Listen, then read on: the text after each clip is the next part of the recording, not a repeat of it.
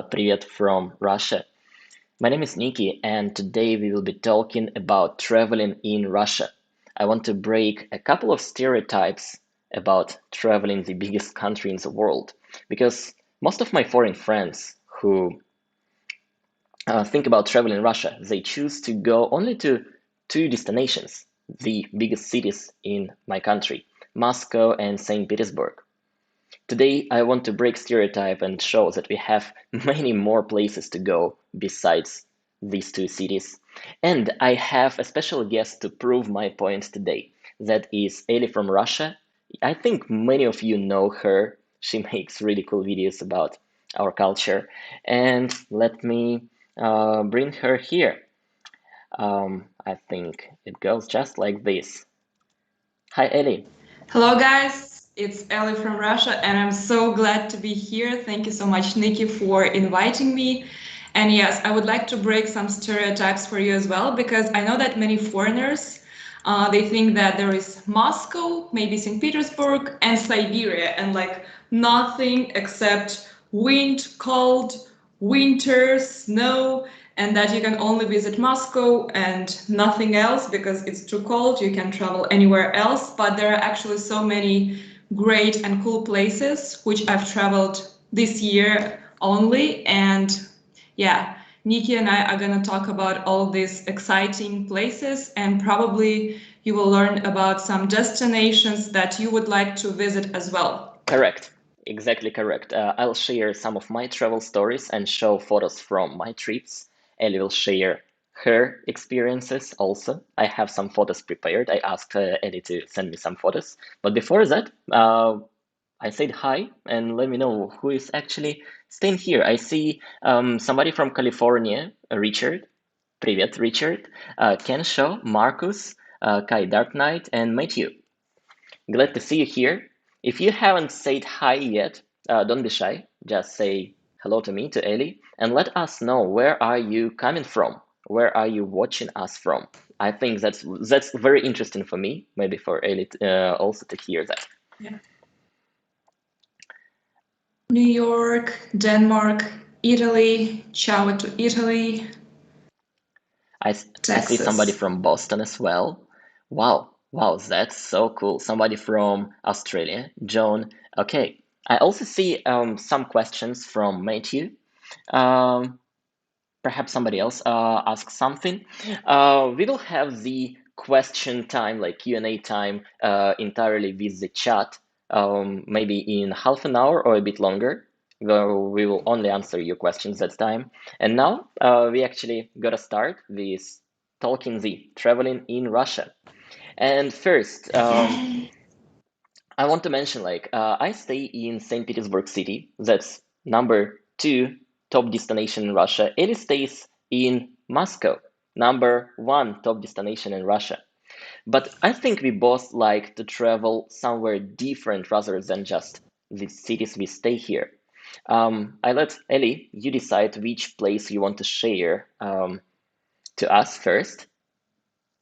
Yeah, well, I've got to tell that before I haven't traveled in Russia that much, or almost didn't travel before coronavirus, actually.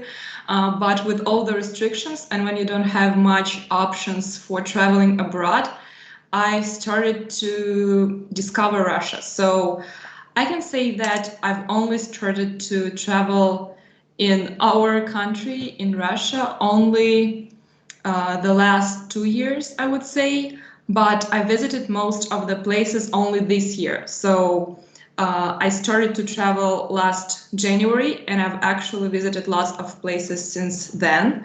So let's start with the first place that I visited this year, the last January, and it was the legendary Lake Baikal, which is nearby the city Irkutsk. By the way, guys, let us know in the comments if you've heard anything about Lake Baikal. Have you heard anything about it before? Do you know this lake, maybe?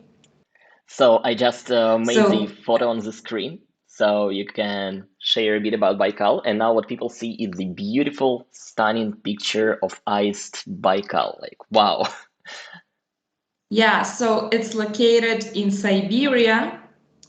where I think many people imagine it like a place where no one travels to, that it's something like North Pole. But there are actually many big cities. For example, Irkutsk, I don't know the exact number for the population, but that's a pretty big city.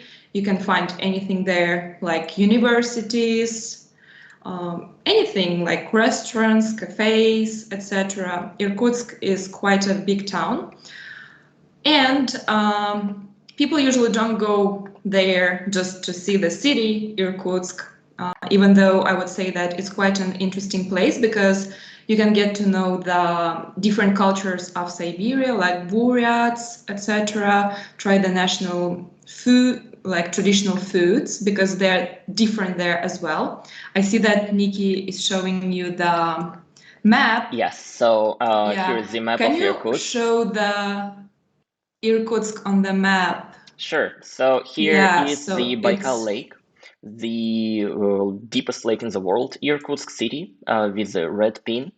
And I think the population of Irkutsk is 600,000 people, which is quite a huge city in Russia. And it's located right here. See the entire Russia, and the red pin is Irkutsk. yeah. So nearby Irkutsk, you can see this huge lake. He zoomed out, but you can still see the lake. So just imagine how huge it is. I believe that it's something like 600,000 kilometers long or something like that. So it's just, no, sorry, just 600. Yeah, it's about 600 kilometers long, and it's just wow, it's so huge, and I believe that it's the deepest lake in the world. And why I went there in winter, you would ask. Like, you can't swim there, right? You can't go there on a boat or anything. But actually, I had a huge dream to ice skate on that lake. And last winter, I was able to accomplish this dream. So just imagine that you are ice skating on an endless lake, and this lake is actually one of the cleanest as well. So the ice is also so transparent, and basically you are on ice skates, like you are riding or driving. No, what's the right word for this, Niki? Like, okay, you're just ice skating, and you can see the bottom of the lake. It's just amazing. Like, you can see all the cracks, the bubbles, the bottom, the rocks, and you're ice skating, like looking down, and you cannot take your eyes away from this. It's so beautiful. And also, like usually on the ice rink, you're ice skating by circles, something like this, but there it's just endless. And imagine ice skating just straight for hours. That It's sounds something. insane. Like it's something what I wanted to Yes. do for very long time, but I didn't dare to do that. First, because it's really cold, and I think one day I will overcome the fear of going there because it's cold. And second, it must be, I think that it's expensive to go there in the winter. You need a lot of equipment, and the hotels are getting expensive there. Well, you don't need any equipment, and actually renting these ice skates that you see on this very picture, it was 100 rubles. No way. How come? And not for an hour, but for a day. Can you imagine? Like if you go to VDNH in Moscow, it's like the biggest ice rink in Moscow and in Europe. It's like 600 rubles for I think 2 or 3 hours. And here you have this scenery. And yeah, I imagine it was just 100 rubles. I was shocked myself. So when you're ice skating, you can go to different islands. So like you skate to one island, you can see different grottos, uh, like ice things there. Then you can ice skate to another island, and you can skate from one island to another for about hour or 40 minutes, and you're just going straight and straight, and it's just amazing. And also nearby the lake Baikal, you can get to know the culture of Buryatia, which was also super interesting. They have these different rituals. They are Shamans, shamanists. shaman. Yeah. So Yeah. you shared about the Baikal Lake. I never been there in winter, but I can actually tell a story about shamans and about Buryat Republic because I have visited there. I traveled by Trans-Siberian Railroad and I had a stop in Buryatia, which was quite interesting. And Baikal, this Olkhon Island, is actually the center place for shamanism in Russia. I think they believe that Olkhon is exactly the point where all shaman powers like centralize, and they think it's the place of very significant power. I actually met a real shaman lady on my way. It was a coincidence. I was just waiting my train, and I met a grandmother, like very old babushka, at the train station, who said, "Hey kiddos, don't be waiting for the train for such a long time on cold weather. It's still about 7 or 8 hours till the train. Let's go to my friend. Just wait there." And I and my friend, we believed, we trusted her, and we appeared to be in an old kami block surrounded by a shaman lady, maybe in her 60s, and her husband. She had a lot of props, a lot of shaman stuff there, and she actually used that to predict our future, to tell for fortune saying, which was interesting. And by the end, she gave us a little bit of like a bag of crops, some grains, with one sentence. "Hey Nikki, you should go to Baikal Lake, to Olkhon Island, and to make like take the props out of bag and just, I don't know how to say that in English, just throw it away on the land of the island to make the spirits or something like that like you." And Wow. That's crazy. yeah, I actually have some pictures from Buryatia. I thought to share that a little bit later, but once you said about Buryatia, I think that's quite interesting to show these Yeah. pictures. So basically, You know, guys, when I was going to the Lake Baikal, on my way to one of the base of the lake, I think it was nearby the island Olkhon as well, and they told me to take milk and rice and to put into like special cups so that the spirits would would not be angry with me, and so that I can go to the Lake Baikal and return alive and safe. So that was also, they were also Buryats. Yeah. That was also so unusual to me. They were like, put rice here and then we can go to the lake. correct. Like I got told something like this. Unfortunately, I cannot put the images from Buryatia right on the screen. I don't know. I didn't set it right. So I just say Buryatia is also it's not only the center of shamanism, which is actually not a big deal, not a big thing in Russia, but it's a center of Russian Buddhism, which is quite interesting to see. When I was traveling Buryatia and visiting the city of Ulan-Ude, I didn't know anything about Russian Buddhism. I only knew about Japanese and also about Thai Buddhism. And Russian appeared to be a bit different. I visited an Ulan-Ude monastery, Buddhist monastery. They call it Datsan. And the difference of that place is that monks live there, and they also have a university for fellow monks. So they basically have students who are going to become monks, and they live and study at the same place, which is quite interesting and beautiful. I think these two Wow. destinations, like Irkutsk, Baikal Lake, and Buryatia, is far away from Moscow, but somewhere where like I think it's one of the places that I would recommend to my foreign friends who are adventurous enough. to going that far. Yeah, and I would advise to go there in winter. I think that in winter you can feel this real spirit of Siberia and the lake, especially the lake Baikal, and you can go ice skating there. And I believe that you can't get such experience like anywhere in the world because I already described how amazing it is to ice skate there. Yeah, you asked me, Nikki, if it was like expensive. Mm. I wouldn't say that it was too expensive. I think that my flight from Moscow to Irkutsk was about 10,000 rubles, but one way. So, yeah, the most expensive part was tickets, but living in Irkutsk wasn't that expensive, I would say. And if you want to ice skate, it's like 100 rubles to rent the skates, which is about like less than $2. But yeah, it was super far.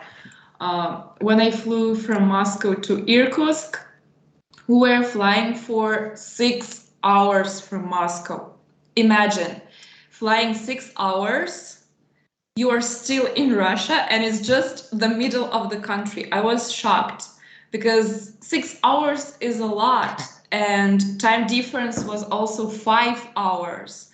I arrived to Irkutsk and it was 2 a.m. in Moscow, but already 7 a.m. in Irkutsk. I was just shocked how our country is huge. And there is still some room to go after Irkutsk to the east. Yeah. I actually showing the map of Russia right now, and you see the red pin is Irkutsk and Baikal Lake. And Moscow is on the left side, very close to Belarus on the map, like not exactly here. You cannot see my mouse, but it's somewhere around here. St. Petersburg is very close to, oh, here is Moscow. St. Petersburg is around here, and Irkutsk is over there. So it's, how many hours did it take you? Like 6 hours to fly? 6 hours. Can you That's a imagine? lot. That's a lot. If I took a train, it would be several days, I believe. It surely is. Like, I did such kind of trip, but I think I'll share it a little bit later. Now, I want to say aloud a little bit of facts about Baikal. Somebody said, Matthew said that it is the deepest lake in the world at 1,743 meters deep. That is deep. Matthew also says that it's like 23% of fresh water of our world is in Baikal, and it's about 25-30 million years old. It's basically the Wow. place where, like, if any of you, if you're gonna travel there, you will remember it for a very long time. I think. Yeah, the locals also told me that sometimes they just drink water from the lake because it's drinkable water. But at the same time, you know what they told me? That you shouldn't drink the water from Baikal all the time because it's so clean. It's like distillized, so clean that there are no minerals at all. So like you have to drink another water as well, not only from Baikal. It's like so clean. Can you imagine? Interesting. I actually didn't hear that from locals. Good, I didn't drink only Baikal water that time. Cool. I have a couple of questions about Baikal. John asks, is it near Mongolia? Or maybe it was a question about Buryatia. And correct. Buryatia and Baikal is actually not far from Mongolia in terms of the entire Russia. Like from my home or from Moscow to Mongolia, it's, oh my goodness, that's so far. From Baikal, from Buryatia, it's very close. And they have very heavy influence from Mongolia and also from China. Yeah. By the way, I see new people coming. Hello, Ricardo. Привет, Maxim. And I see Jason from Texas. More people coming. That's cool. Ellie, will you choose the second destination on your choice? Yes, so uh, for those who just joined the stream, I was just talking about the destinations that I visited this year, because this year I've traveled to a lot of places in Russia as I started to discover our country. And due to COVID restrictions as well, I started to travel here. So the first place where I went this year was Lake Baikal in Irkutsk. Then I traveled to the Ural Mountains. I'm actually from city Perm. I'm not from Moscow originally. So Perm is a city located in the Ural Mountains, and I decided to discover my hometown region as well. Can you show it on the Yes, map so as I'm well? showing right now it in the In map, case, and people can see Baikal Lake, the previous destination we talked about. And now the red pin is Ural Mountains, and you say the city of Perm, it's over here. Like I'll click on it. yeah, the Ural Mountains is the longest mountain range in Russia. It goes from the north till Kazakhstan. So it's like divides the country, and also everything that is to the west from the Ural Mountains is named European part of Russia, and everything that is to the right is the eastern part of Russia. And also the climate is very different on the one side of the Ural Mountains and on the other side. And actually this summer I visited the border between Europe and Asia. You can find several like obelisks in the Ural Mountains nearby different cities. So it's really cool. Like you can stand on the border between Europe and Asia. And I believe that there is such obelisks in Turkey as well. Yeah, so in the picture you can see the Ural Mountains, and you can climb many different peaks. You can go there from different cities. For example, I traveled from Perm and from Yakitorinburg. You've probably heard, guys, about Yakitorinburg. I would say that that's also a city that I would recommend to visit because it was really beautiful, and it's one of the biggest cities in Russia, and it's the administrative center in the Urals. Like we have many regions in Russia, 85 regions actually, and Yekaterinburg is one of the biggest cities in the Urals. And you can go to different natural monuments, like in the Ural Mountains. For example, these mountains I climbed, they had a strange name, like sheep's forehead.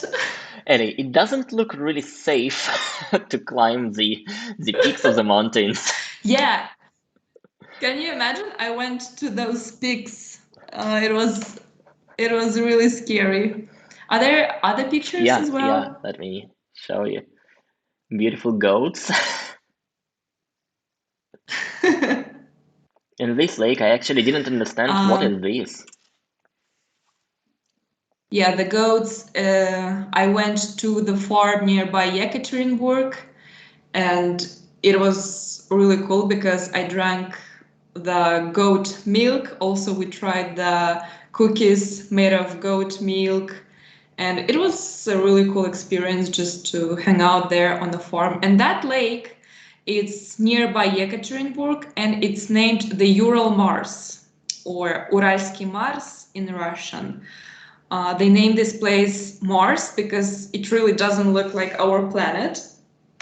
So basically, those are careers, clay careers.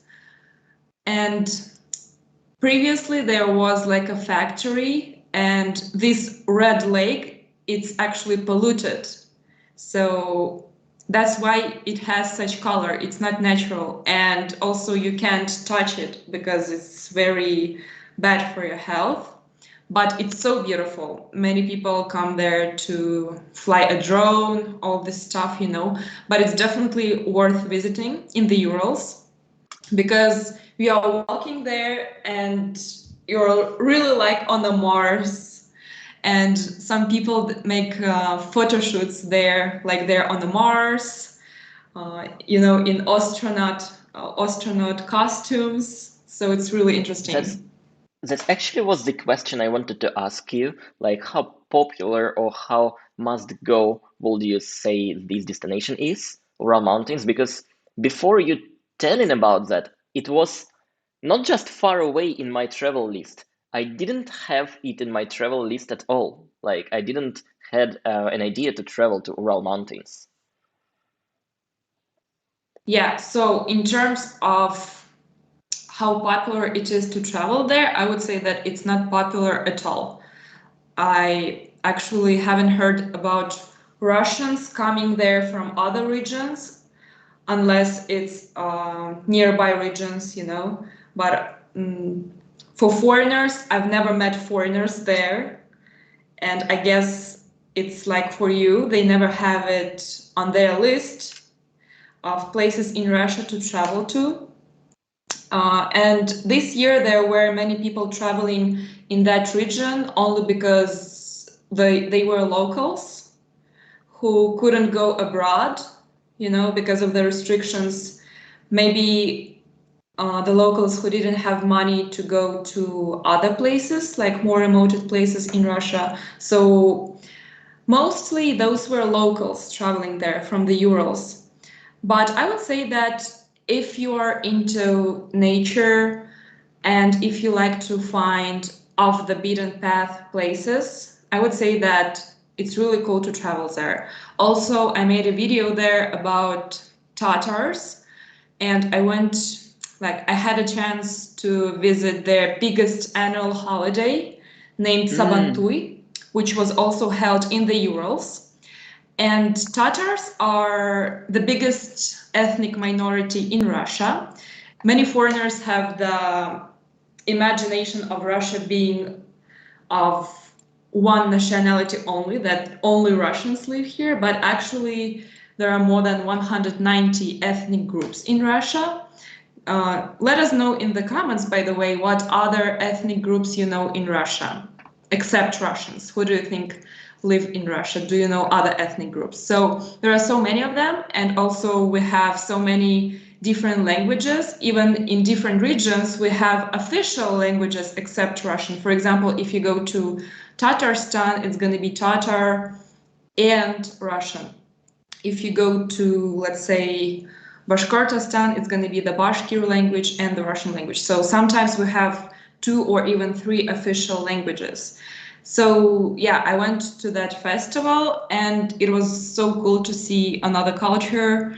I also have it's actually the most popular video on my channel about this festival because you just dive into completely another culture and see all their traditional foods, habits, like concerts. You hear a completely another language, and you can dive into their culture. That was super interesting. And you asked me, Niki, if I would advise like to put the Ural Mountains in the list of places to travel to. I would say if you're interested in the nature, then yeah, that's a really cool place, and you can go like there are so many hiking routes. You can even go in winter. I actually went to one of the mountains when it was minus 30, like the winter before. That was also an interesting experience. it is. I think I traveled before to Tatar region, to Kazan city and its surroundings, and I didn't really think I'm traveling Ural mountains before, but I was very close in Yekaterinburg city, which also has a place where they say like here is Asia and there is Europe. Interesting. And Eddie, you asked the question about if anyone knows the Russian minorities, different kind of people rather than Russian. And NT3V says he knows about Bashkir and Chuvash, but other than those, not really. Bashkir Hmm. is really the people who live not far or in Ural Mountains. But Chuvash, I actually, like myself, a Russian, I know who they are, but I don't really know where they live. The capital is Samara, I believe. Oh, in Chuvashia, but I can be wrong. But I think Samara. Yeah, that's sometimes complicated to Mhm. like talk about this if you haven't been to those places. Anyways, Yes, exactly. I've realized this myself as well. Russia is so huge. Just imagine, guys, 85 regions. So when someone says a name of some city or even region or ethnic group like Chuvash, it's sometimes difficult to put in your head like where exactly that place is because the country is so huge. And actually, the day before, I was doing this geography test, and I realized that I only know well the regions where I've been to. But if you haven't been there, it's really difficult to think where exactly that city or place is. I agree. Like, I can talk confidently about the places I've been before, like Buryatia or Russian Far East, some places like Vladivostok or maybe Chita. I could talk confidently about Tatars since this March, because at that time I visited their place. Maybe I can confidently talk a bit about Siberia, but the rest of Russia is still a mystery for me. I watched a lot of documentaries about these places. It's very interesting, but till the moment I go there myself, I actually don't have enough knowledge about that. However, the next destination, Ellie, somebody mentioned Elbrus. Let me actually find the comment. Mm, Yeah, and that was actually my next destination. yes, I see. Artificial algorithm This year, says I want to climb Mount Elbrus. And Ellie, that's what you did before, right? Did you climb the mountain? yeah, so my first attempt to climb Mount Elbrus was this May, and there are actually three ways to climb Mount Elbrus. You can climb from the north, from the south, and from the east. So there are three routes. The route from the south is considered the most convenient and for those who are in the mountains for the first time because there is civilization, like there are ropeways, so until like the height of 3,000 meters you can just go on a ropeway, for example. Also there are even cafes, even I think up to 4,000 meters or something. Yeah, Niki is actually showing the pictures from the south route. So I would say that this route is perfect for those who is in the mountains for the first time. Who is in the high mountains like Elbrus. And guys, if you don't know, Elbrus is the highest peak in Europe. Its height is 5,642 meters, so it's quite high and it's quite difficult to get to the top. So, yeah, the south route is super scenic, really beautiful. And at the same time, if you're in the mountains for the first time, this is perfect because you will have all the civilization and you won't feel that like bad because there is nothing and you just sleeping in a tent for a week. Yeah. My first attempt was actually not that lucky because I climbed till the height of 5,200 meters, but snowstorm started. So it's very difficult to guess what kind of weather you're gonna have when you climb the mountain. And we climbed Elbrus for 7 days. Yeah, so you start from usually Pyatigorsk, which is a city in the North Caucasus, in the very south of Russia. You usually start from Pyatigorsk, then you drive to Elbrus and you start climbing. Yeah, Uh, and this picture is from the north route of Elbrus, which I tried to climb this August. So in May, I couldn't climb because there was a really heavy snowstorm. We couldn't see anything like from 2 meters, like the visibility was almost zero. So it was super dangerous to continue climbing, and all our group had to go back. But I really wanted to finish what I've started. So in the August, I went there again. And the north route is more difficult because there is only one way to climb the mountain, is you have to walk from the very beginning till the top by on foot. There is no civilization, like no snow cats, no ropeways, nothing. So you're just walking, walking, walking for a week. And also you have to carry a bag which is about 30 kilograms because you have to take clothes, equipment, your tent, and food for a week. So just imagine how heavy this backpack is. And you're also climbing a mountain for a week. But it was, I would say, one of the best experiences in my life because you're in the mountains, and also the group of people who you go with, you're becoming so close just in several hours because you always have to help each other, and no one actually goes in the mountains just alone by himself. It's impossible. You always have to go in a group. Like, only if you're super experienced. I know that two people can go, like, can climb the mountain, but no one ever goes alone.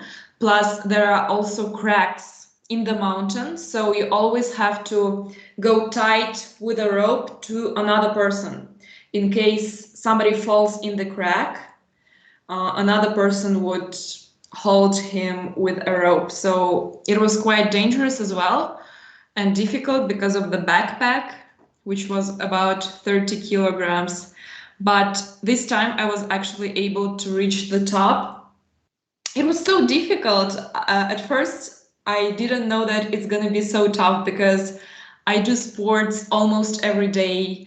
I ran marathons, and I thought that, oh, I'm going to do this because I run marathons, but it's just super different there. Another kind of muscles work because in your like normal life you're not used to walking like this, all the time, that going up, I don't know, for so many hours a day and doing that every single day.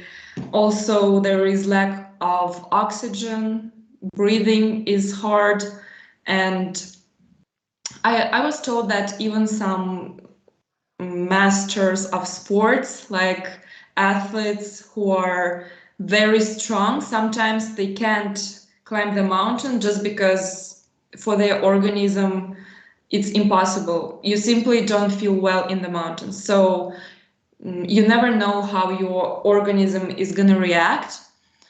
And for those, I saw in the comments that someone wants to climb Elbrus. I think that you have to start doing sports and eating healthy and probably taking vitamins, etc., at least a year in advance because it's so hard. Like, you just can't imagine, guys. But when you reach the top, you just think that all the efforts were worth it.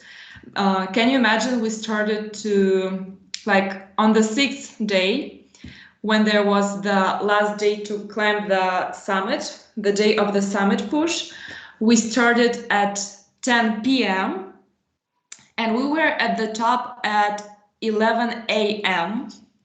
So you're just walking for the whole night, and it's windy, it's cold, and you can't eat, you can't go, let's say, to the bathroom or anywhere. Yeah. And we went back to our camp, not to the very bottom of the mountain, but just to the high camp at about 4 p.m. So we walked for 18 hours.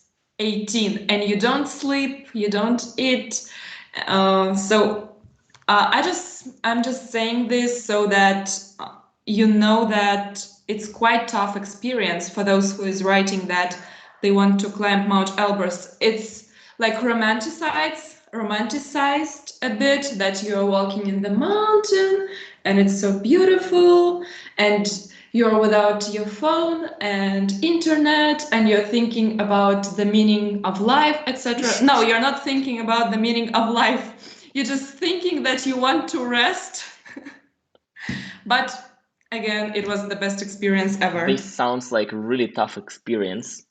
And I think I never climbed a mountain that has a lot of snow on it. So I have like no idea how hard it will be for me. But hearing you sharing this experience, I'm like, am I able to do this? Maybe, I don't know, in a year if I start training right now. That's, I don't know, you sound like a hero or like a Wonder Woman doing this, overcoming yourself. That must be a really great experience. Yeah, I think that everyone should go there. It's not necessary to climb the top of Elbrus. As I said before, you can go to the south route and, for example, take ropeways, or just to go till, for example, 3,000 meters. And it's so scenic, and I think that it's worth just visiting Elbrus and seeing everything there, because it's just so beautiful any time of the year. The season is usually from spring till autumn. So no one actually goes there in winter unless for skiing. But even if you guys don't want to climb the mountain, and I believe that not so many people are interested in this hardcore because it's like too much sometimes. But I would say that Elbrus is a must visit, definitely. So I think that you guys should put it on your list of places to visit in Russia. Ellie, if you compare the money you spend for traveling. Oh, wait, Ellie, I cannot actually hear you. Now, Yes, can now you I hear can me? hear you. You're back here. Glad to have you back. So if you compare the money you spend for traveling Baikal and Ural Mountains and Elbrus, which is more expensive? Because traveling like that, again, for me, I have a common stereotype that uh, having an adventure like that is typically more expensive and takes like more effort to prepare than going just, I don't know, being just ordinary tourist. Well, if we talk about prices, I would say that for tickets to go there, the most expensive place was Irkutsk. But again, it depends on which city you are traveling from. But let's take Moscow, because I guess that most of tourists are gonna go to Moscow first and then go to other places from there. So Irkutsk was most expensive in terms of tickets. But for other prices, I would say that you can find budget options anywhere.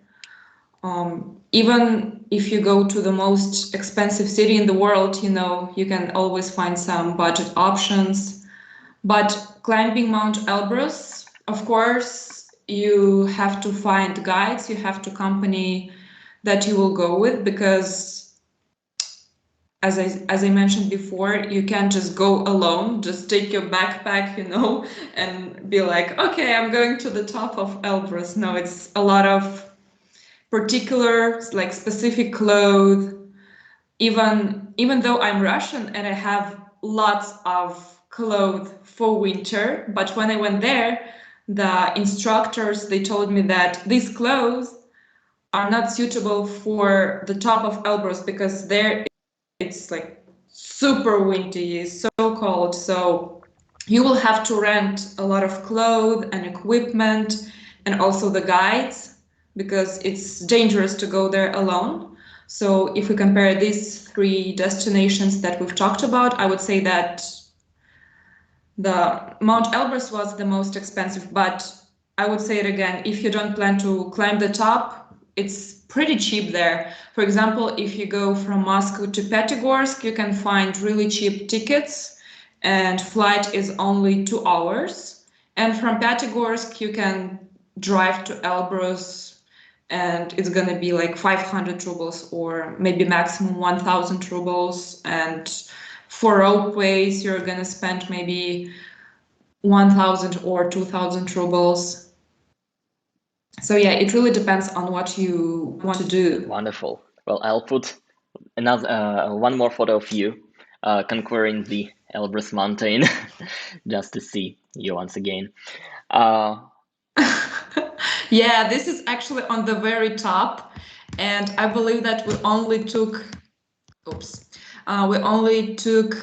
like our phone to make a picture and a short video only for a minute, but it was so windy there, so I couldn't actually make a proper video. But yeah, I have this picture from the top of the Elbrus, and if you look at Elbrus, it actually has two peaks which are about the same height.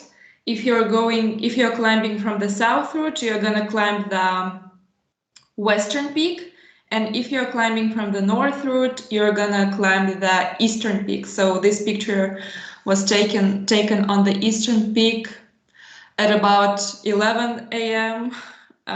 So from 10 p.m. we were climbing. Can you That's imagine? insane. I wish one day in my life I could say I did something like this. It's in my bucket list. Yeah, that's actually, I think, my biggest pride now, because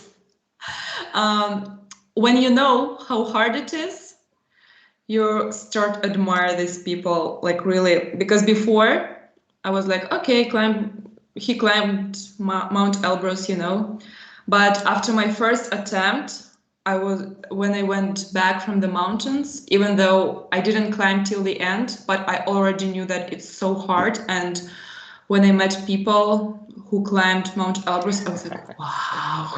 It was, yeah. Well, Ellie, after that, where did you travel next? So when I actually went down from Mount Elbrus, you just saw the picture, by the way. I just fell in love with the city Pyatigorsk, which is located in the North Caucasus, and I decided to actually rent an apartment and live there. It was a crazy decision, but I just like this city so much. And also, it was the end of August, so in September it's already autumn in Russia, and it would start to get cold in Moscow, for example. And in the North Caucasus, the climate is very mild, it's warmer there, and I decided to stay and to travel. And from Pyatigorsk, I started to travel in the North Caucasus. And the first destination there was the Republic of Chechnya, I believe. Yeah, actually, I've only published the video from Chechnya yesterday, even though I filmed it 2 months ago, but it took me some time to edit. Yay, Ellie, you sent me three pictures from Chechnya, and one of them, when I watched it, I'm like, is that even Russia? Because it's something what I could never guess that it's actually somewhere in Russia. Let me show the picture I'm talking about. Which one? Here it is. Like this might look something, I don't know. I would think maybe that's a rainy day, cloudy day in Hong Kong, or maybe somewhere else. But no, Oh. that's you mentioned it's from Chechnya. Yeah, this is actually lake named Kizinoy Am, which is about 2 hours from the capital of Chechnya, Grozny. And the first thing that many people think when you say Chechnya is usually wars, and the Chechen Republic is actually really stereotyped, not only abroad, but in Russia as well. So how it's stereotyped abroad. When I decided to go there, I was just looking for some information, and I found these government statements of Canada, US, the UK, and some other countries, and they have the government travel advisories where they say, under no circumstances travel to Chechnya. By the way, they say that about the North Caucasus overall, that you shouldn't go to Mount Elbrus even, to Chechnya, to Dagestan, due to terrorism, kidnapping, risk of civil unrest, etc. And after Mount Elbrus, where everything is fine, just like in other parts of Russia, I was actually so surprised about these statements. And Chechnya is considered like one of the most dangerous places in Russia, according to the international advisories.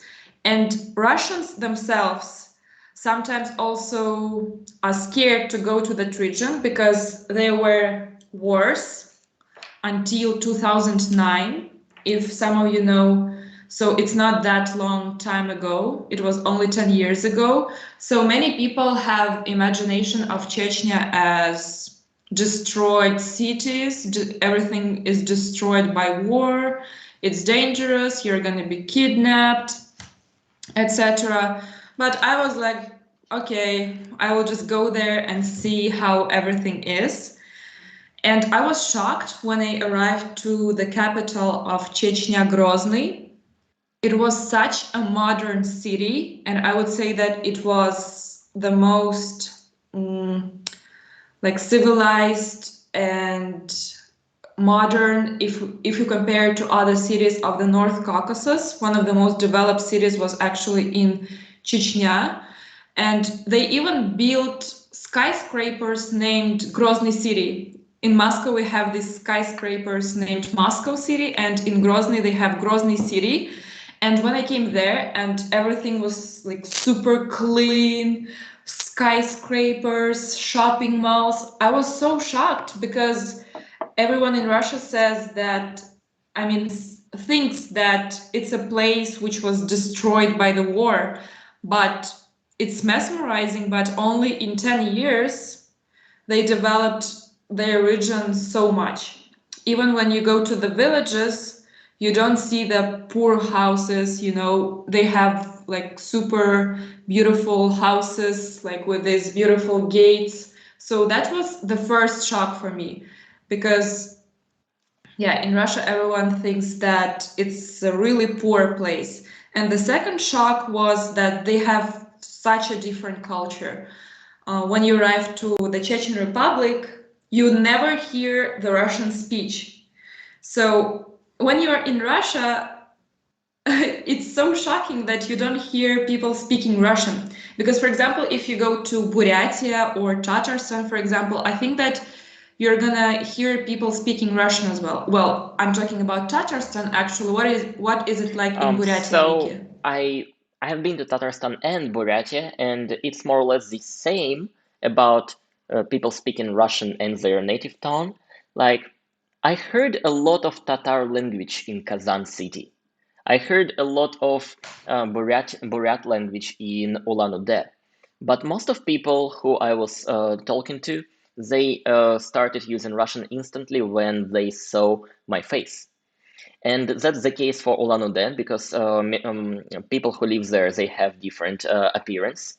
And in Tatarstan, it's actually a little bit different. A lot of people who live there, they look like I do, and still they are local people who can speak Tatar language as well. But anyways, local prefer to start speaking Russian once they approach to me. Yeah. How about in Chechnya? Yeah. Yeah, so for example, in Tatarstan, when I was just walking in the streets of for the capital Kazan, I would hear some people speaking Tatar, some people speaking Russian. So you're just walking in the streets and kind of hear the both languages. And in Chechnya, you only hear the Chechen language. Like they never use Russian in daily conversations. They only use it in formal meetings and for writing, like in the written language for the documents. Of course, if you approach them and start speaking Russian, they're going to answer to you in Russian. But another thing that I was shocked about is that some of them speak Russian really bad. Like it's very difficult for them to speak Russian. And I was also making videos where I make interviews with people in the streets. And when I was trying to make some interviews in Chechnya, it was super difficult because some people were struggling to say something in Russian. And that was a surprise to me because In Russia, as I mentioned before, we always have, if there is like extra language in the region, it's gonna be the second official language. And in Chechnya, it seemed like some people don't speak Russian at all, and they actually didn't care about learning it, I guess, especially when I went to the smaller villages. Like they were really struggling to answer something in Russian, so that was unusual. And also, I was shocked about their traditions as well. Um, I actually went to the Chechen wedding. I was invited by the locals. So the Chechen weddings are huge. For example, in Russia, I mean, in other regions of Russia, when you invite someone for a wedding, it usually means that you only invite that person. Or, for example, in the invitation, there would be written like +1. It means that you can bring your boyfriend, I mean, your, for example, husband or wife, something like this. But in Chechnya, if they give you an invitation, it means that you can take as many people as you want. For example, I'm taking my friend, and my friend can take his, let's say, father, and this father can take his friends. So the weddings there are huge, like 300, 500 people. Sometimes not even everyone knows the couple who is getting married. That's the first shock. But the biggest shock for me was that the groom isn't allowed to attend the wedding. So in the picture, you can see only the bride. At first, I thought that it was a joke, like, how is she gonna get married if the groom isn't allowed to attend the wedding? And actually, there were even more shocks about this wedding, but this video I think is gonna come next week or in 2 weeks. It was just something really unusual for me. This wedding was full of surprises, but yeah, I won't spoil it for you. That's actually interesting. I think I haven't attended any wedding with similar culture, like the male cannot attend his own wedding. That is something entirely new for me. And so many people. I think the place I am born, a city in Siberia, an ordinary wedding is like closest friends, maybe somebody from your work, no more, about 50 people attending the wedding. And in Chechnya, I guess it goes to hundreds, if not more. Yeah. By the way, Nikki, do you have any stereotypes about Chechnya, or what do you think Russians usually think about this republic, or maybe you heard something in your childhood, or what image of Chechnya do you have? Like you've never been there, but what image of Well, Chechnya I do you do have? have stereotypes, and I clearly understand that is stereotype.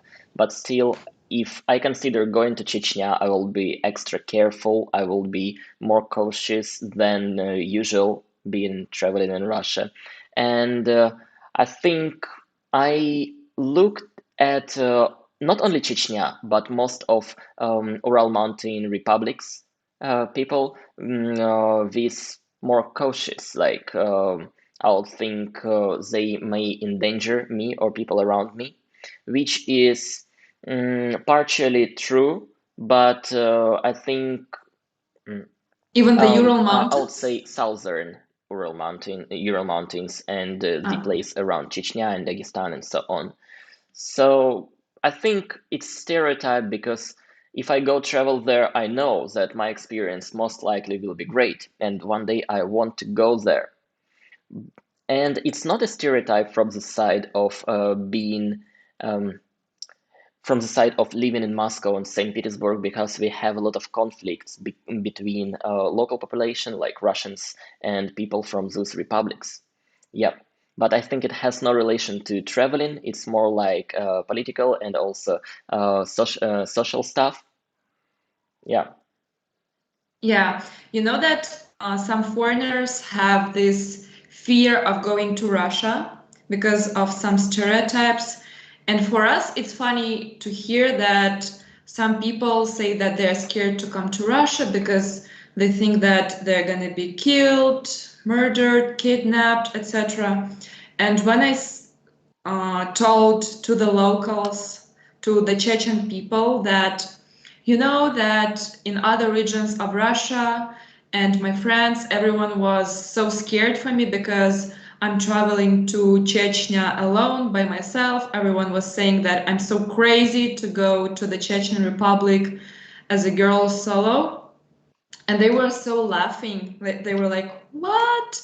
You have such stereotypes about our place? Really?" Like they were so shocked because they're like, "But we just live a normal life here.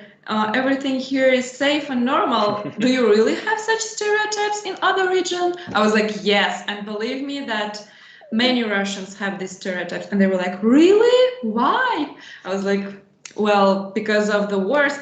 And they were like, "But it was 10 years ago, and now we have a normal life." So yeah, that was so shocking for me as well, because in the beginning I also was so alert, like I'm a girl, I'm going there alone, how everything is gonna be. But now actually Grozny is considered one of the safest places in Russia. And if you look at the rankings, it's safer than Moscow or St. Petersburg, for example. Interesting. And yeah, and I know that people there sometimes even don't lock their cars or apartments. But about the conflicts, yeah, sometimes they also told me this, because in their region there are so many strict rules. For example, what clothes you can wear or what you can't wear. That place also is, I would say, 98% of the population is Muslim. So they have many rules from Islam of what clothes you can wear, how you can behave, many restrictions. So when the Chechen people and Chechen guys, when Chechen men go to other regions of Russia, sometimes they start to have fun because they feel like, oh, here there are no rules, no restrictions. So that is why actually the Chechen men have a really bad like reputation in other regions of Russia, because when they leave their region, they start behaving too, how to say, too emotional. So I think that's why. Okay, well, hearing about Chechnya and watching you traveling there definitely makes my stereotypes, like my opinions about going there, like less stereotypical. Yeah. Anyways, what about Dagestan? Dagestan, yeah, so after Chechnya, I went to Dagestan. That's also a region in the North Caucasus of Russia. And it's actually the most multinational region of Russia. There are about like 100 ethnic groups, and they have 14 official languages. Can you guys imagine just 14 official languages? And they have even more languages there which are not official. Dagestan is actually said to be like a small Russia.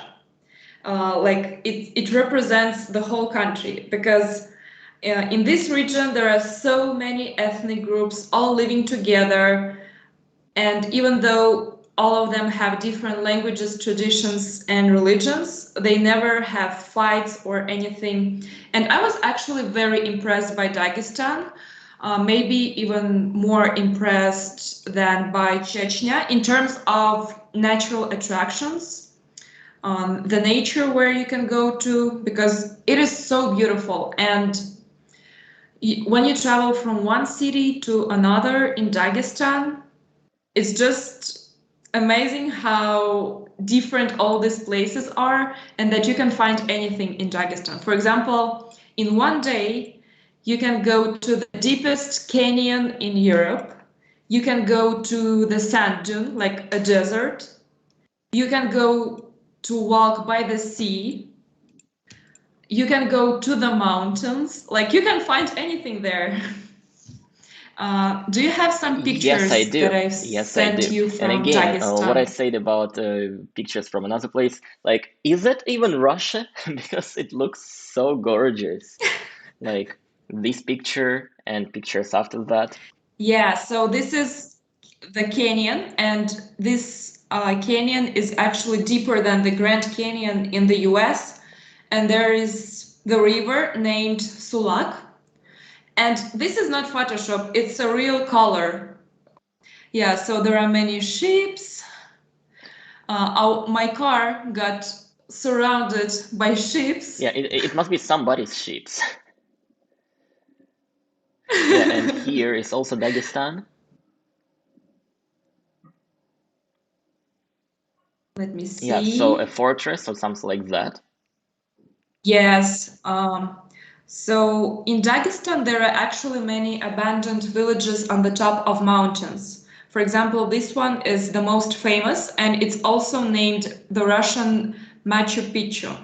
Do you know Machu Picchu in, wait, which country? Like in the Somewhere South in the South America? America, you're right. Not exactly, I don't know which country exactly. Yeah, so this place is called the Russian Machu Picchu, and it's located 1,500 meters above the sea level. So in order to reach that village, you have to climb a mountain.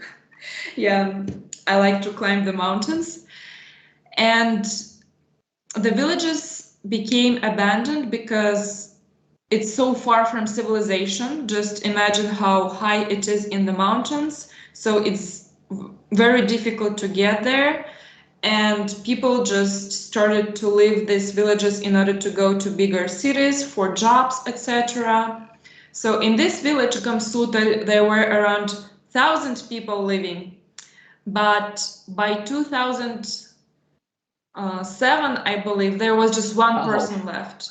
And then he lived there alone for 9 years, alone. And he also called himself a president of the that's village. what I heard about that region of Russia. People there are very attached to their home, very attached to the place they were born. And they are also very hospitable. That's what Yeah. I wanted to ask you. Like, did you feel any difference in how people treated you, let's say in Chechnya, in Dagestan, and somewhere in Baikal? Is it different experience talking to locals? You know, I was thinking about this just several days ago about the hospitality of different places and even countries. And I've realized that any place I go to, I always come back by saying they have such a hospitable people. So I guess that people are actually hospitable anywhere. Like I go to, I don't know, the US and I'm like, people are so hospitable. I go to Asia and I see people are so hospitable. And I actually said that after my trip to any regions of Russia. When you go to the Caucasus, people are so nice. It's the south. They're so friendly and open. Recently, I went to the north of Russia, but people are also so hospitable because it's the north, you know, and everyone there knows that you have to help each other because it's difficult to survive there. So it goes from those time, you know, when people tend to stick together. So there's also so hospitable. And I would say that both in Chechnya and in Dagestan, people were very I think. hospitable. Oh, I'm And sorry, in Ellie. You Yeah, continue, then I share my thought. yeah. So if you go to any region of Russia, guys, you should know that Russians will also be hospitable, and if they invite you to their house, they're also gonna cook a lot of food. You will never leave the house with empty stomach, and the locals usually help tourists. They will also tell you how to get to some location, especially if they see that you're not the local, they will always help you. And I always got helped both in Chechnya and in Dagestan. And Dagestan, I would say, especially in the North Caucasus, is just a must visit destination because you can find everything there. Sea, mountains, canyons, sand dunes, and the most ancient cities of Russia, great architecture, climb different villages in the mountains. And when I was there for about 5 days. Actually, I haven't visited that much. I think that Dagestan, you can travel there for several weeks or even a month. And the food, wow, yeah, the food is great as well. Yeah, yeah. The thing that I wanted to share is actually what you just said, Ellie. That when you travel, when you are being a traveler, then you basically have a more pleasurable experience of interacting with local people.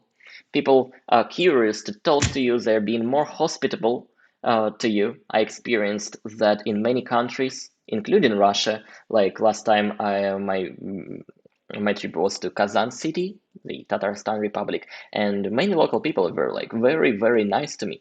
And when they see somebody traveling their place, especially a foreigner traveling their place, they are getting like, I don't know, 10 times more hospitable because first they are getting curious to get to know you. Like, why did you come to their place? Like, they have maybe see no sense in doing this.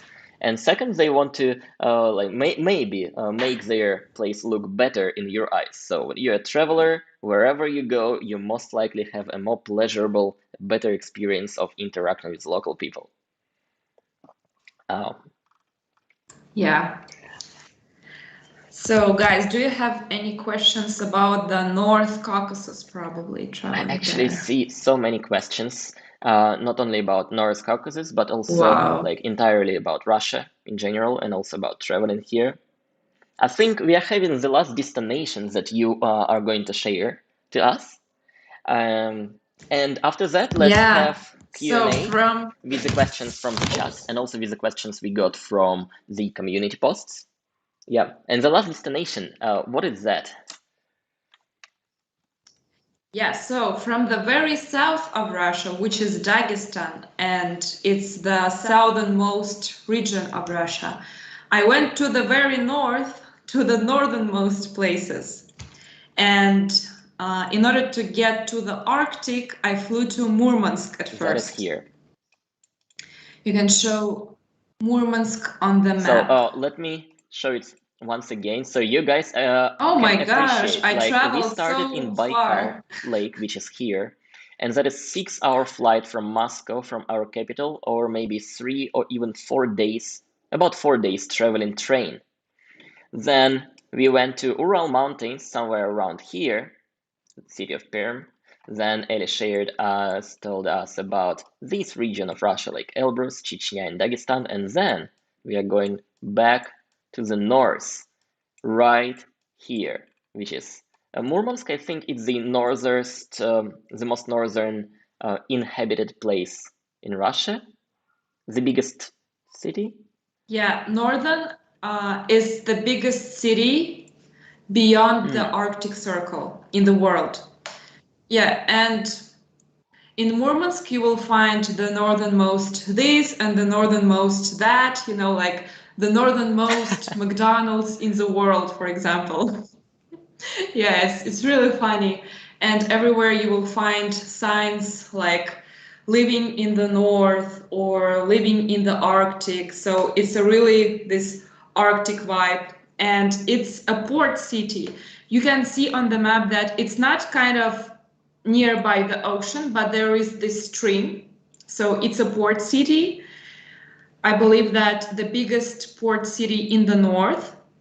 And of course, there is lots of seafood, which is coming right from the Arctic Ocean. You can try like crabs, sea urchins, calamari, everything. So it's very famous for its seafood. And Murmansk wasn't actually my goal destination. From Murmansk, I went even more to the north, to the Arctic Ocean, which was a fisherman village, a really small village named Teriberka. Can you Yes, here find is it, Teribiaca on Nikki? the map, and I think it's very small, and it started getting a popular touristic destination for domestic tourists maybe a few years ago, 5, 10 years ago, because of one movie mentioning that place. Yeah. Yeah, Leviathan was an Oscar-nominated movie, which didn't put Russia in the best light. But anyways, this place started to become more popular. And by the way, when I was there was this group of rangers and even TV came, and they're only making it as a national park. Like there is nothing right now. It's just tundra and no signs like how to go to different attractions. There is nothing now. It's still pretty wild. But when I was there, they started to hang these signs. So it's only becoming a tourist destination. Like at the day when we were there, they hang the sign which said "Welcome to Teriberka" in Russian and in English. So I believe that it's going to become a more popular destination because I was so amazed by the north. It's just completely different experience. Like usually people go for their vacation, to the tropical islands, to swim in the sea, to lay by the beach, etc. But this was like so different and really unusual experiences that you can have there. For example, you can go swimming in the Arctic Ocean. Just imagine in the Arctic Ocean, and it was in October. I actually came back from there just 2 weeks ago, and it was so cold, but just realizing that you're swimming in the Arctic Ocean, of course, you have this special costume, which is 7 millimeters thick, which protects you from being cold. But anyways, when you swim for more than 2 or 3 hours, you start getting cold. But I went free diving, so I actually caught some sea urchins, which we ate wow. after that, and that's also an experience. Like you can try sea urchins that you caught yourself, also sea kale. Then you can just go in the forest in tundra and see the Arctic forest, pick up some northern berries. Also, there are deers walking everywhere, deers, husky. You can find many villages where people, like their main occupation in life is reindeer herding. And I also went to one of such villages where ethnic group Sami lives. Actually, I've never heard about this Me ethnic group neither. before.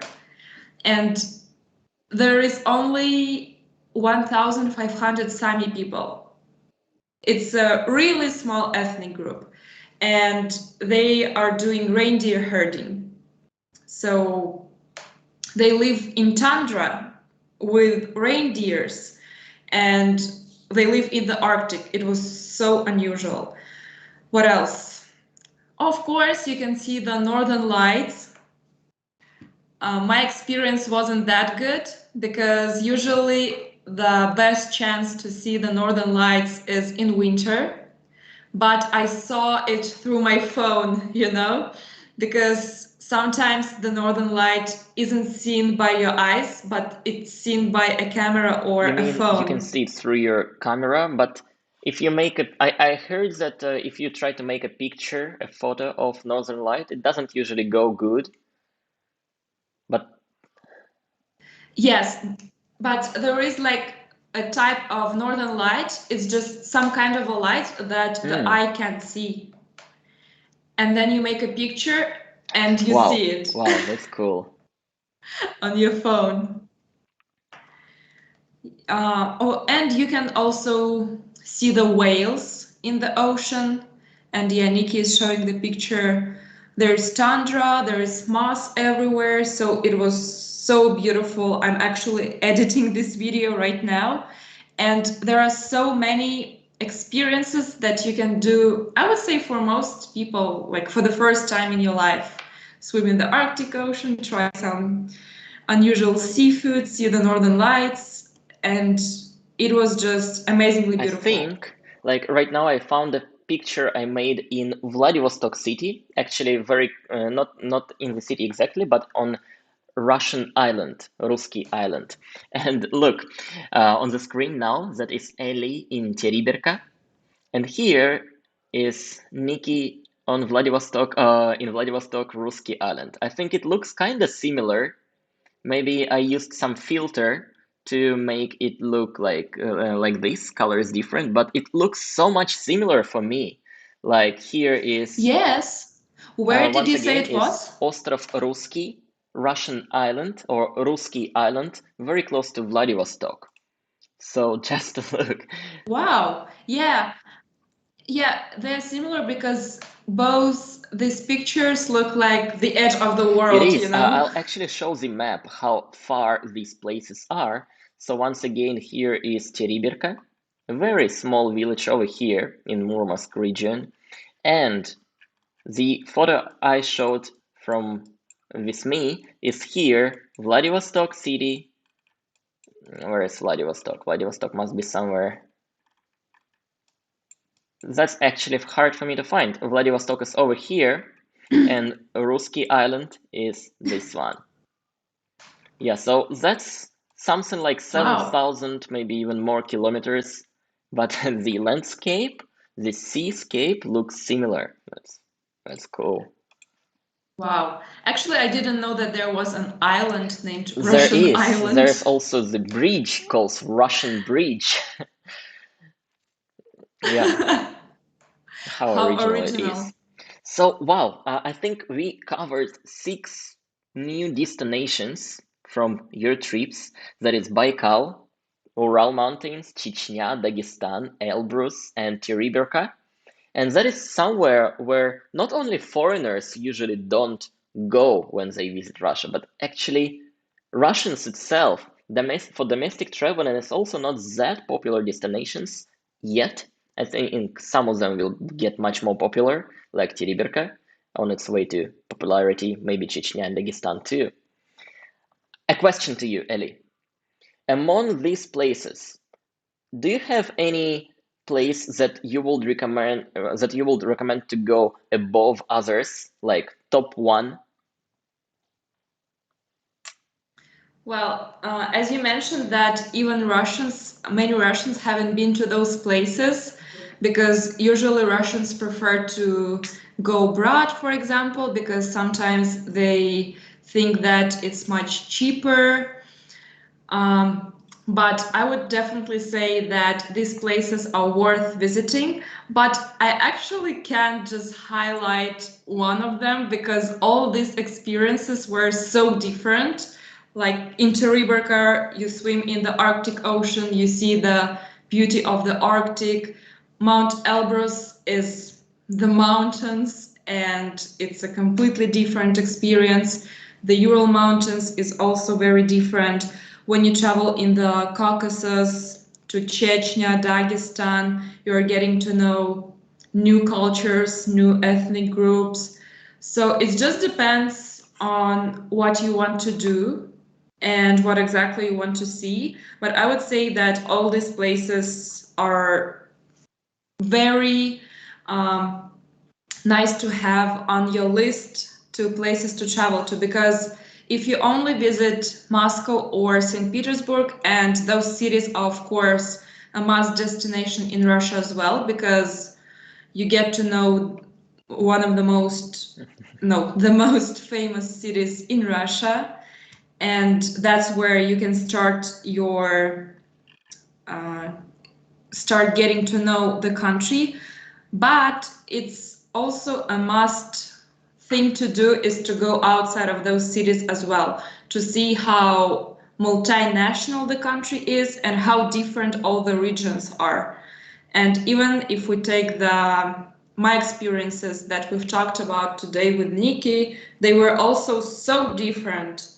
Even if, for example, Chechnya and Dagestan are located so close to each other, but just because it's different regions, you get completely different experiences. So every region is super unique.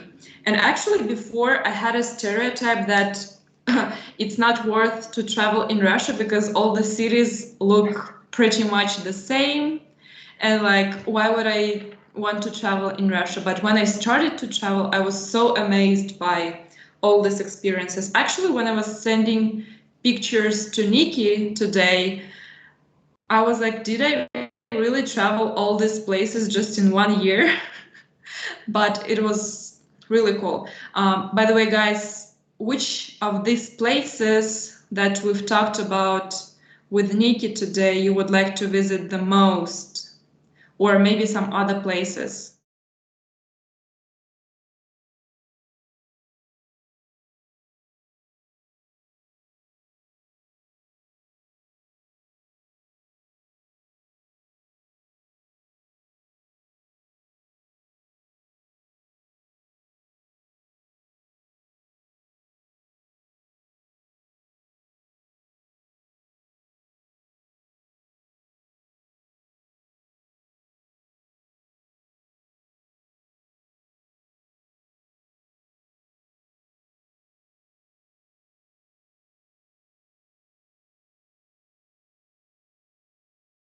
Oh, yes. Yes, now I think you can hear me. I'm sorry. Because somebody, like my neighbors, do some construction works right now. That's why I did it. So, what I wanted to say, let's transition like this. What I wanted to say, we have places like Baikal, the deepest lake in the world. We have Ural Mountains, the mountain chain that divides Russia into European and Asian parts. We have Chechnya and Dagestan, very unexplored places yet for Russians and foreigners. We have, what else? Elbrus Mountain, the highest peak in Europe, and Teribirka, like really northern place, like Arctic place in Russia. And I also think we talked a bit about Kazan and Tatarstan region, and also about Russian Far East. So among these places, guys, choose a place where would you like to go the most? Like only one, only one. And let's see what people say. Someone says Dagestan. Pyatigorsk. Yes, I see Logan says Dagestan. Harry, I really like Pyatigorsk. Remil says Niki not hearing you. Now I think we changed it. uh, Perm. Oh yeah, Perm. that is your hometown, Ellie. Perm. I think in Perm you have the sign like счастье не за горами. Happiness is not far away. Yeah, we have really huge letters on the bank of the river. In Perm, there is a huge river named Kama, and it says, like, happiness isn't that far, and literally, happiness isn't beyond the mountains. And by the way, only this year, I think there is a new sign in Perm, like in another place, which says "Счастье здесь," like happiness is here. So it's really funny because one place says happiness isn't far, and in another is like happiness is here. Perm, I've never actually thought that foreigners would like to visit this town because I always thought like you have nothing to do there. But I was so surprised when I made a video about Perm. Many people saying like, "Wow, I want to go there." I was so Same for me. surprised. When I made a video about my hometown, Omsk, it was like, really? People want to go there? Is that interesting for people? And yeah, it is. By the way, answering to our question, among these places, I think I would love to go to Teribirka the most because I never been to places like that before. The landscape, okay, it kind of reminds the picture I showed from Vladivostok, but the vibe, I think it's entirely different. I would love to go there. And asking you, Ellie, you have been to these places already, but if you can choose to go somewhere else in Russia, where would that be? So I actually have something like a bucket list, but not a bucket list, but a list of places or things that I want to do in Russia. Some of these things aren't connected to a place, to a particular place. But for example, I have this thing that I want to do is to dive into ice hole in winter. Have you ever done Yes, I that? did. I did. Um, Wait, I'm troubling with this. It sounds so crazy for me, but I want to try it So, so much. Like you've asked me about destinations, but this thing like is not connected to destination, but it's just a thing that I would like to do in Russia in so it's like winter. the experience thing. Yeah, I did it before. I think I did it the first time when I was a university student. Actually, in Russia, we have a religious holiday, Krещение. Basically, the ritual when Russian religious people get their like crest. And I think I did it with my family out of fun, not because I was like that deeply religious. My granny did it in her 65 or 60 years old. I cannot remember because of religion. Me and my father, we did it just because it was fun. It was January 19th, if I am not wrong, and it was Siberian city of Omsk. The weather was about minus 25, minus 27 Celsius. I'm sorry, viewers from America, like I have no idea how much is in Fahrenheit. Minus 25, Maybe 27. it's minus 20 Well, Fahrenheit. no idea. I guess somebody can translate it Yeah. into Fahrenheit. And that was a fun experience indeed. It also was very well structured, like organized. We had a place to change our clothes. We had a place, a special support for our hands. We had special stairs made from wood, not very slippery. So yeah, that was actually very interesting to do.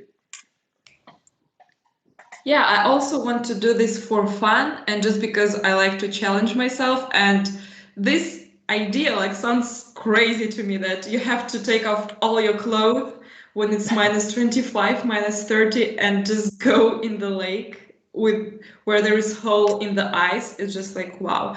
And talking about places, I really want to visit Kamchatka just because I've never been there. And actually, that's a reason which is enough for me to go there. And also because it's so far to the east, like, and I've never been that much far to the east of Russia. So, and it also sounds so wild. And I believe that very few people, even Russians, travel there because it's expensive. Also, it's super far. Some places in Kamchatka you can only reach them by a helicopter. So it's super wild. You can see bears in the wild. You can see the volcanoes. It sounds just awesome. So I really want to visit it. And now I'm actually saving some money because Kamchatka requires a It lot is. of it. It is. It will be a great and big journey for you, I think. And I'm sure if you go there, you make videos, we'll watch your videos from there. Yeah. What are your travel destinations on your list, So Niki? I say that among these places, I'll visit Teriberka, but I'm not saving money yet for going there because like I don't really plan trips for that long time ahead. So I'd love to go there, perhaps top one place among the places we talked today. But perhaps next destination I will just pick randomly. Um, no idea, literally. There are so many places in Russia where I am curious to go. No idea where it will be the next one. Yeah, same for me. After my trip to the north of Russia, I was so amazed by all the things that you can do there and that you see, and that it's so different. And you actually said that before about the vibe, and really, you go there and you feel this completely different vibe from the Arctic. Everything there is like with this vibe, you can feel it like the Arctic. And I was so amazed also by people and all the ethnic groups. Just imagine some of them just living in the Arctic with reindeers. And actually, this winter, I'm planning another trip to the north just because I was so amazed by it. and I'm going to visit one of the coldest places in Russia and on Earth, actually. I'm planning to go to Vorkuta, and from there, I'm not gonna tell you guys in case something happens to my plans. But yeah, I will be visiting the northern cities of Russia and one of the coldest places on Earth. I have no idea yet how I'm gonna make vlogs there because it's very difficult to film when you can't get your hand out of a glove and camera is just dying because of this freezing temperature. But I will try to figure this That out. must be very challenging to actually shoot videos in that cold weather. And I'm just showing Yeah, exactly. the map of Vorkuta that is over here in the northern part of Russia. And the only thing that I know about Vorkuta is that some apartments are free there. Like people don't really buy Yeah. apartments there anymore because before it was a place where people worked a lot. But I think last, I don't know, 5, 10, 15 years, it's getting emptier and emptier, Vorkuta. I will tell you more. Sometimes they can pay you money for you to take the apartment. Interesting. I wouldn't like It's it anyways. crazy. I wouldn't like to do that. Yes, that's why you see no one wants an apartment there because they have many ghost villages. There were plants there before, but these plants got closed, and actually the cities they had only one like company this plant where people could work. So basically if this plant closes, there is nowhere to work and nothing to do. So there are many abandoned villages nearby Vorkuta, and Vorkuta itself is also said to be an abandoned city of Russia. And some people wanted to sell their apartments and they put really low prices for the apartments, but anyways, no one wanted to buy them. So they even started to say, I'm gonna give you money for you to buy my, like, to take my apartment because they were tired of paying some bills for electricity or whatever. So they just can't get rid of their I apartments. actually heard another crazy story about Vorkuta because it's a ghosting town, but anyways, some people go there for working trips or for business, and not many, but anyway, some. And renting something there is expensive.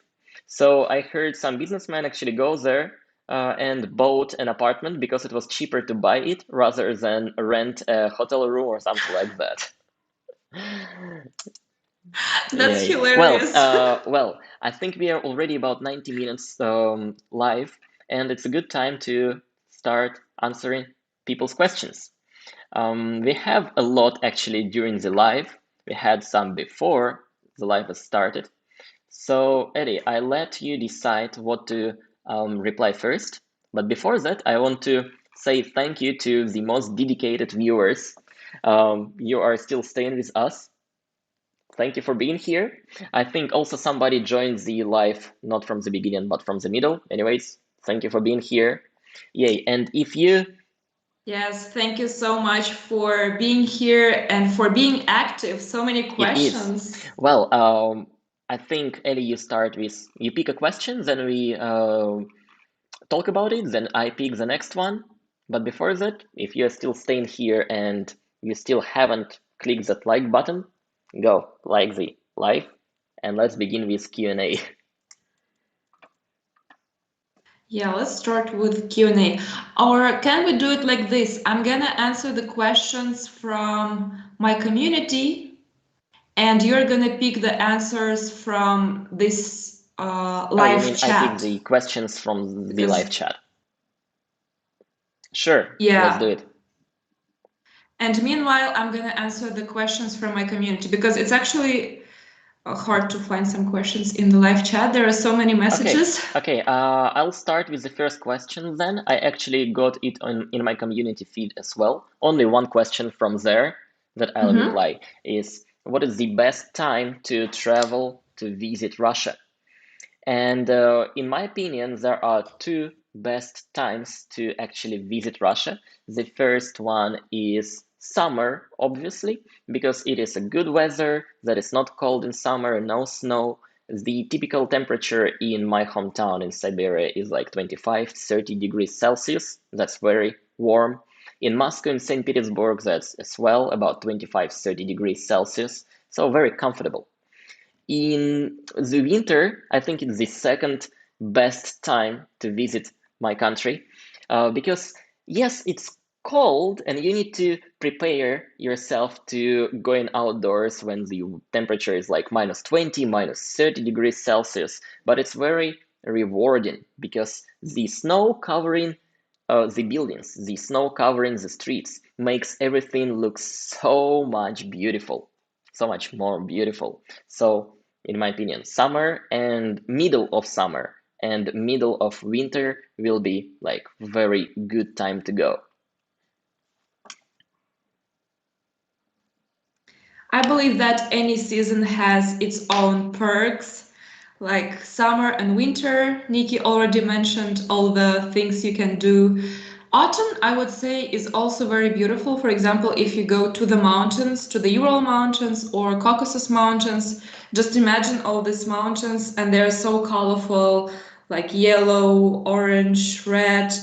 It's super beautiful. And even in Moscow, I made a story on my Instagram recently of this like yellow forest, and everyone was like, wow, I really want to visit Russia in autumn now. Because some people, like in some countries, there is no changing of the seasons. For example, in Asia, yeah. So for them, it's going to be really curious to see autumn as well. And in spring, it's also blooming, and we have interesting festival, for example, named Maslenitsa, where Russians celebrate the end of winter, which is also curious to visit.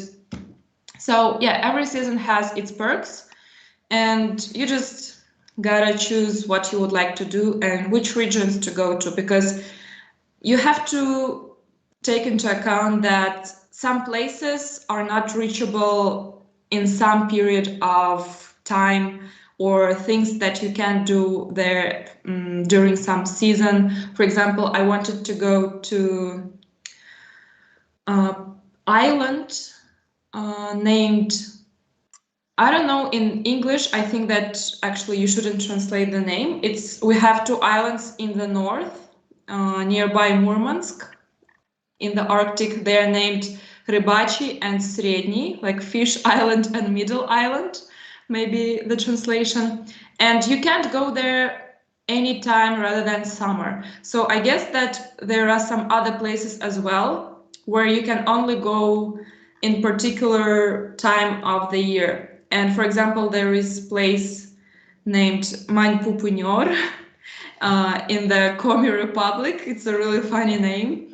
And for example, you can only reach it in winter because the lake gets frozen and you can walk on the lake. And there are also some places near Lake Baikal which you can only reach in winter because you can like walk on the lake on the ice. Cool, So cool. yeah. That's such a full reply. And Ellie, now you pick a question from your community feed, and I'll see the live stream questions actually. Okay. Is it possible to rent cloth gear for the extreme cold? How would you recommend preparation before traveling to northern Russia? So I would say that we actually never rent clothes for winter. We just buy warm clothes, which you can buy, for example, in some sports like shops or other shops. So if in your country you don't have this super no, this cloth which you could wear in extreme cold, you just come to Russia and you buy this clothes. I've never heard anyone to rent clothes for winter actually. What Actually, about you, I heard Niki? about that. Like, not for daily life, because it makes no sense renting clothes for daily life. But for traveling, it is actually popular. Like, I have some friends who were Hmm. climbing Elbrus Mountain like you did, but they are students, they don't have much money, so they didn't buy equipment for only elbow strip, like the special pants, the special coats, because it's really cold on Yeah. the rest of the stuff. Uh, for Elbrus, I also rented clothes, but the question is just about Oh, just winter for in daily life? Russia. No, nobody rents it. For special occasions like Yeah. snowboarding or for ice skating or mountain climbing, it's possible to rent. Yeah. Yeah, if you're going to skiing or some extreme places like the top of the mountains, of course you can rent. But if answer this question, no, Russians don't rent clothes to wear during winter. So you just kind of come to Russia and buy all this clothes. And actually, if some of you are scared to come to Russia during winter, don't be. You just need to be equipped right, have the right clothes for winter. If you have super warm pants and super warm jacket, also you have a scarf and a warm hat, the right shoes, then you will be fine.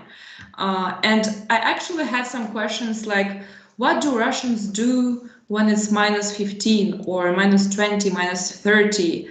Actually, we go outside and we go working, we go to the university, we go to school. For example, in my school, we had to go to school until it was minus 30. So if it's minus 29, we have to go to school.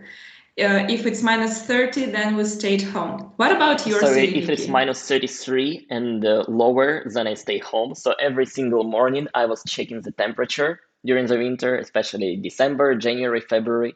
And I'm like, yeah, today not going to school. It's minus 34. Let's go outside and play. Literally like that. Yes, yes, and that's about all the Russian children. In winter, we're always waiting for these cold days so that we don't go to school, but we go ice skating or playing in the snow. Cool. Cool. That is so different from the rest of the world. Okay, the live questions, I actually pick the ones that we can reply very, very quick. And I'll have a series of them, and then I reply to some other questions that are deeper. Crypto Boater asks, do people go camping much in Russia? And I think in Russia, camping is not that popular. It's not as popular as in America, let's say, but still quite popular. Like some of my friends like doing it, but not too many.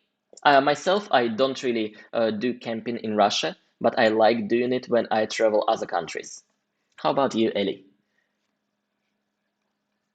I think that camping now is becoming very popular in the Caucasus, for example, because I saw so many people camping there. So it actually depends on the region, but personally, I like camping a lot. Yeah, so, and you can definitely find different hiking routes and camps in Russia, especially when there are some mountains or the Good. nature. Cool. Next question from artificial algorithm, such a name. When is the best time to go to Kamchatka? And as far as I heard, the best time for visiting Kamchatka is anywhere from July to the end of August or even September, because it's warmer and that time there is no much rains. Yeah. I actually was making a research and I've read the same information. Moreover, I read information that any other month except July, August, and September, it's better not to go there because it's going to be gloomy and you won't be able to go to many places, and there are also many mosquitoes or something. So you're just not gonna have a nice experience other than those months. Okay. Next question is from CryptoBotter, and is Eastern Russia volcanically active? Which I don't really know much about this, but I heard from people from Eastern Russia, from Russian Far East, that sometimes they do have not some volcano stuff, but earthquaking stuff, like very very light ones. Do you know anything about volcanically active Eastern Russia, Ellie? Um, is Siberia Eastern Russia? I think it is. Not Well, far east, but still technically, yeah. eastern. So yeah, when I was in Irkutsk for the first time in my life, I experienced earthquake. And the locals told me that it happens there all the time. They even have a joke that instead of alarm clock, they have earthquake because it kind of happens all the time around 5 or 6 a.m., 7 a.m., like in the morning. And actually, when I woke up, like my bed and everything in the room was shaking just a bit. And I woke up and I heard that like spoons and the cup was shaking. I was like, what is going on? But I was so sleepy and I just went back to sleep. And in the morning when I woke up, everyone was discussing earthquake. And they said that in Irkutsk and in that part of Russia, it's a normal thing. And yeah, that was really unusual for me. So there is this seismic activity. But about volcanoes, I'm not sure. I just know that there are volcanoes in Kamchatka, but I don't think that many of them are I active. also don't really know much. Elbrus is actually Elbrus is a volcano, but it's sleeping. Well, the next question is actually not related to traveling, but I replied very quick. Boston and Main Life says, how is the internet access in Russia? And that is quite okay. Like internet speed is good. The price for internet is very cheap, very low, and the access of internet is like not many things are blocked here if you compare it to China, let's say. The only thing that I can remember now, the LinkedIn is blocked in Russia, and some other websites too. But all general stuff like YouTube, Instagram, Facebook, and rest of it, they are like okay here. Next. Mm. Yeah, and I would say that the speed of the internet is much better, for example, than in the US. Because in the US, I was buying such an expensive SIM card for about $40 or $50. I don't remember. And the internet was so slow. And in Russia, you can buy unlimitless for about 600 rubles. What about your Like internet, I don't know. I Nikki? don't. I have no idea how much is my internet here, but it says excellent connection on YouTube Live, so it's not bad. And I think not that much expensive. Okay. So, guys, if you have any questions right now during the live, drop it. Wait, I'll write actually Q&A. And I also have some questions from the yes, that's community. what I wanted to say, that it's your time for your community This questions. one is actually really curious. John Wells says, my question would be, why can I understand St. Petersburg accent better than Moscow and Krasnodar even better? Is it just me or Moscow speakers sound like their mouth is full? St. Petersburg talks slowlier. That's actually was really surprising because I think that all the Russians kind of speak the same and we don't have that much of like exaggerated dialects. As I know, for example, in the UK, at least I've heard about this, that some people can't understand each other because they have such different dialects and accents. But if we talk about Russia, in all the regions, all the accents are not accents, like people speak pretty much the same. Maybe only in some cities they might replace some sounds if they are, for example, Tatar or maybe Buryats. I don't know.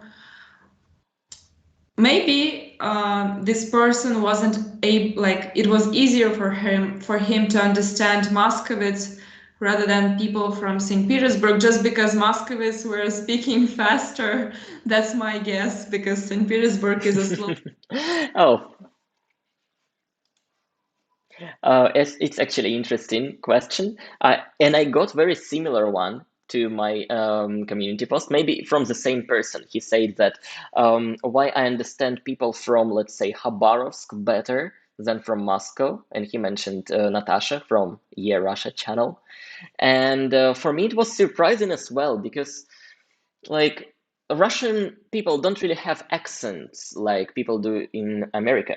We do have people who do not speak Russian perfectly, let's say people from Chechnya, like you already mentioned, Ellie. But generally, Russian people speak the same language, the same accent all across the country. But perhaps the thing is that we too are Russians and we can understand this language like perfectly. Maybe that's why we don't actually spot the difference. Maybe there is something which is different but not recognizable for us. I don't know. But it's a very interesting thing to hear because it's the first time somebody tells about this thing for me.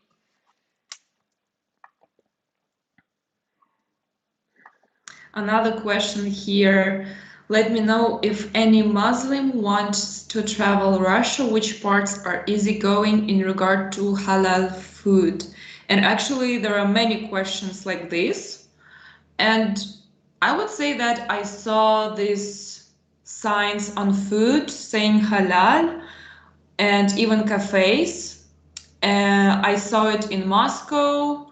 I saw it in Dagestan. I think I saw it in Irkutsk. So I believe that you can find such foods pretty much everywhere in the country. I'm not that deep in this topic, but it's just my guess. In St. Petersburg, there is actually a lot of halal food, like in Moscow too. And I'm sorry, Ellie, I saw you speaking something, but your voice just disappeared. Now it's okay. Now it's Now, good. what about now? Okay, great. So I think those were the most interesting questions from my Good. community. Let's see what about The the live live chat chat. have a question from Rimil. I'm sorry if I read it not right. Have any one of you So, visited North Africa or any plans to go there? How about you, Ellie?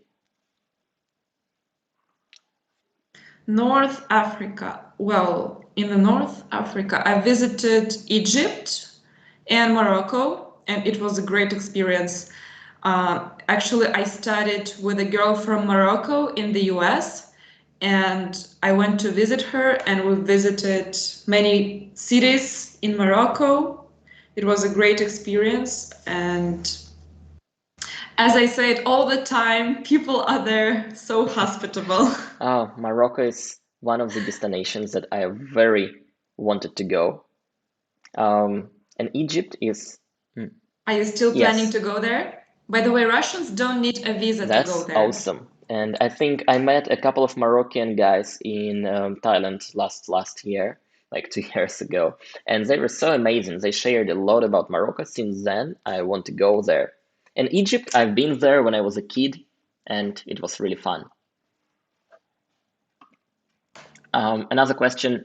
Hmm? Have you been to Yeah, the yeah, I've been pyramids? there. I think I was like 9 or 10. Oh, no. That time I was 13, and I was very impressed. Like, wow, so huge stuff. Yeah. When I saw them in the pictures, I just thought that I wouldn't be impressed. But when you go there and you see how huge they are and you're thinking how people build them, you're really amazed. It is. Well, a few more questions from the live chat. Very quick for Ahmed. Why is LinkedIn blocked? I actually not. Wait, when was it blocked? Because actually now I don't use it, but before I was I using it think it without was any blocked problem. within couple of years, like last couple of years, because when I lived in Russia, Hmm. before 2015, it was working okay. When I came back last year, it was already blocked. And the reason I think because many people in Russia just leave Russia and look for better places to work and to live.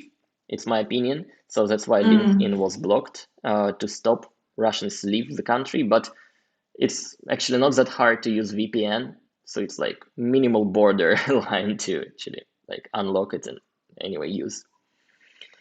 The next question, and I think we already 2 hours, like exactly 2 hours on the live. That's a good point to choose the last question to answer and somehow finish being live. What do you think, Ellie? Yeah, let's choose the Yeah, I last let you choose. question. Please do me a favor. Oh, I think there is one left. Wait. Ellie and Niki, have you guys attended any of the film festivals in Russia? The second oldest film festival in the world is held in Moscow. Oh, I didn't even know about this. They have another one called Florentiana in Perm, and I didn't know about this as well, even though Perm is my hometown. Well, I'm not really that into movies, I would say, so no, I haven't attended any festivals like that. I only know that in Moscow, for example, there are sometimes movies that are held in the open air in summer. For example, when you go to the Gorky Park or some other parks in Moscow, you can just come to the park and watch movie in the open air. But I haven't been to festivals like that. What about St. So Petersburg? St. Petersburg is a very artistic city, and I'm sure it has some film festivals. Not sure if it's bigger than in Moscow, it's our capital after all, but I haven't been to any. Like, I like watching movies, but I was never interested to visiting a real film festival. At least living in Russia. If I go somewhere in the States, let's say, or Europe, I will like to visit one because, in my opinion, it will be more bigger, it will be more interesting. But in Russia, never tried to visit one. Yeah, one more question from my community actually, which is also popular. I've got many of them. Is what about COVID restrictions in Russia now? Is it possible to travel to Russia? So I cannot actually answer to the second question because the rules are different to all the countries. It depends on which country you're from. So you just have to go to the embassy of Russia in your country and see if you can go to Russia now and if you can get a visa and if right now it's possible to travel here for the citizens of your country. So it really depends on where you're flying to Russia from. And about the first question and COVID restrictions, right now actually we have a lockdown because we have public holidays on November 4th, but the government decided to have a week off, so no one actually is supposed to work, and we're supposed to like stay home, and all the companies are closed, restaurants, cafes. It might vary from a city to another city. And in Moscow, for example, everything is closed, but it doesn't actually feel like lockdown because anyone can go outside. In Moscow, no one actually wears masks, only in metro, maybe, or they wear it like this, under a mouth. And Russians, some Russians think that if your mask is like here, it means that you are wearing a mask. And like restaurants are closed, but you can take food take away or eat outside. So, but anyways, the day after tomorrow, all the restrictions are going to be over and everything is going to be open again. But Niki actually told me that in St. Petersburg it's a bit different and you can go to some places even now if you It were is vaccinated, right, right? Ellie. Like in Moscow, it's more strict. In St. Petersburg, it's less strict. And I see that most of the businesses, non-essential businesses, they are closed, but most of the restaurants are working for takeaways. Some restaurants are working for dining in if you have a QR code of vaccination and show your passport together with QR code. The gym I go every week now is opened for with QR codes, and basically the life looks the same. People don't really care about Corona here. Still till this very day, almost nobody wears masks, and the situation is just like this. The amount of cases grows. The amount of corona death, it grows. But people just don't really care about that till now. Yeah. I think that's all questions we will answer today. It's been, wow, 2 hours. Honestly, that's the longest live stream I did on Wow. YouTube. Thanks, Ellie, so much for being here. Thanks so much for replying and saying, yeah, I want to join your live stream. Yeah, Thank you so much, Nikki, for inviting me. Thank you so much, guys, for coming here. Maybe someone came here from my channel as well. Thank you so much for being active as well. You were asking really interesting questions during the whole stream. And well, I hope that Nikki and I motivated you to visit some other places rather than only Moscow and St. Petersburg, because Russia is huge. It's super diverse in ethnic groups, in nationalities, in languages, in foods. So go to different regions and get amazing experience in all parts of Russia. And maybe you will find some destination that you would like to visit from the destinations that we've talked about with Niki. Maybe you were motivated to see something, maybe you saw some pictures that we were showing and now you want to go to these places. So I hope that this stream was kind of an inspiration for you to travel to discover Russia. wonderful. I joined to Ellie's words about I hope we inspired you to travel to Russia and visit somewhere around our country. Also, I hope we broke some stereotypes, uh, if you had any, about traveling, visiting Russia. And welcome back to my and Ellie's channel. I think if you want us to have another live stream on a different topic about Russia, maybe not traveling, but something else, I am willing to do. And maybe Ellie would like to come back to my channel one day. Yeah, I see somebody saying next time. Wait, where is that? Matthew says, place the donation option up next time. And I really appreciate sending this message. I am very motivated to see how active you are asking questions, being curious about the country I am from.